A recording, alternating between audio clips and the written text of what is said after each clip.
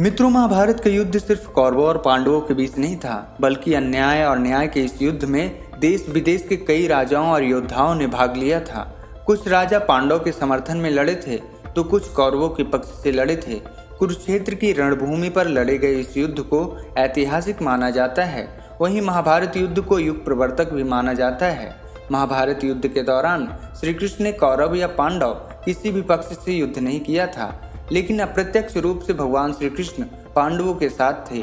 इसका सबसे बड़ा कारण यह था कि श्री कृष्ण जानते थे कि कौरवों ने पांडवों के साथ अन्याय किया है, इसलिए श्री कृष्ण अर्जुन के सारथी बनकर पांडवों का उचित मार्गदर्शन करते रहे।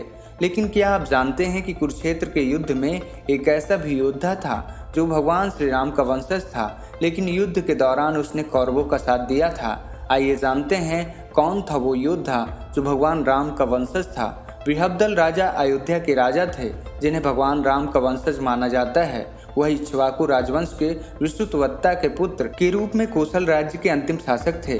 कुरुक्षेत्र युद्ध में बृहद्दल ने कौरव पक्ष से युद्ध लड़ा था। सभी के लिए यह बात बहुत हैरानी भरी थी कि आखिर बृहद्दल ने भगवान राम का वंशज होने के बाद भी कौरवों का साथ क्यों दिया था। विष्णु पुराण और भागवत पुराण के अनुसार बृहद्दल इक्ष्वाकु वंशज भगवान राम के पुत्र कुश के वंशज थे। बृहद्दल राजा राम के बाद 15वें राजा थे। बृहद्दल को इक्ष्वाकु वंश का अंतिम शासक माना जाता है। भगवान राम और बृहद्दल के बीच 31 से 32 पीढ़ियों का अंतर था। माना जाता है कि बृहद्दल एक कुशल शासक ही नहीं, बल्कि एक वीर योद्धा भी थे। बृहद्दल राजा को जब पता चला कि हस्तिनापुर के सिंहासन को लेकर कौरवों और पांडवों में युद्ध छिड़ गया है, तो धृतराष्ट्र ने अपने राज्य के एक दूत को कौशल राज्य में भेजकर राजा बृहद्दल से कौरवों की सहायता करने की बात कही। धृतराष्ट्र के कहे अनुसार इस दूत ने राजा बृहद्दल को स्मरण करवाया कि कौरव पक्ष से युद्ध करना चाहिए, क्योंकि भीम की वजह से उन्हें अपना राज्य खोना पड़ा था। इस वजह से उनका कई राज्यों में उपहास भी हुआ था। ये सब बातें सुनकर राजा बृहद्दल को भीम से जुड़ी पूरी घटना याद आ गई। माना जाता है कि राजा बृहद्दल कौशल राज्य के शासक थे। कौशल राज्य की राजधानी अयोध्या थी। इसके अलावा भी राजा बृहद्दल ने आसपास के कई नगरों को जीत लिया था।